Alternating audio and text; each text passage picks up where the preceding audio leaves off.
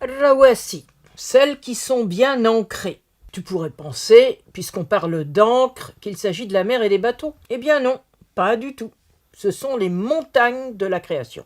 Mais quel est le lien entre l'ancrage et les montagnes ?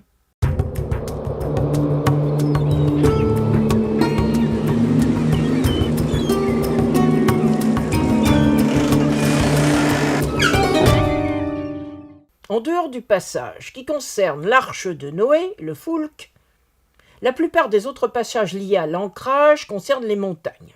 Mais pourquoi les montagnes devraient-elles être ancrées comme des bateaux ?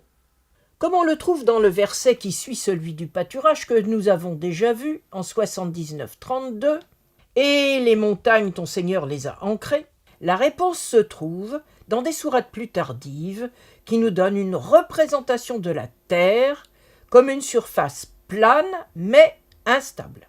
Imagine donc la terre comme un tapis. C'est d'ailleurs ce qui nous est dit exactement à travers plusieurs mots comme bisat dans 71-19 qui a justement le sens d'étoffe étendue ou encore mihad avec l'idée de surface aplanie dans 78-6.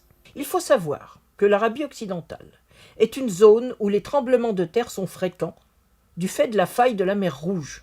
C'est sans doute pour cette raison qu'à plusieurs reprises, la terre est présentée comme pouvant se balancer comme une branche agitée par le vent, ce qui nous est dit à plusieurs reprises avec le verbe tamidul ard, comme par exemple dans 31-10, 21-31 et 16-15.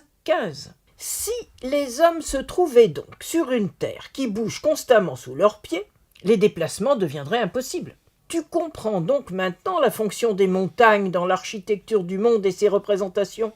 Elles servent à stabiliser la terre dans laquelle elles sont ancrées. Le terme qui les désigne est le participe actif au pluriel du verbe irrégulier rassa, dont la racine rsw signifie se tenir d'un pied ferme ou être immobile comme un roc. Les montagnes ne sont donc pas une élévation de la terre. Dans la représentation de la création, elles sont vues comme ce qui sert à tenir la terre immobile, comme le sont les bateaux à l'ancre, permettant aux caravanes de se déplacer en sécurité. On trouve d'ailleurs une autre image qui va dans le même sens, dans 78-7, où il nous est dit « La terre, ne l'avons-nous pas aplanie, et n'avons-nous pas fait des montagnes des piquets, à outad, enfoncés dans le sol ?»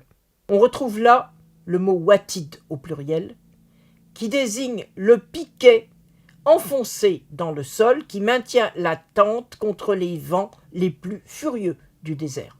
Il est important de bien comprendre la puissance évocatrice de ces images pour des hommes qui ne sont pas nous. Cette description correspond aux terreurs que ressentaient les gens de l'époque devant des phénomènes naturels que la science n'expliquait pas encore.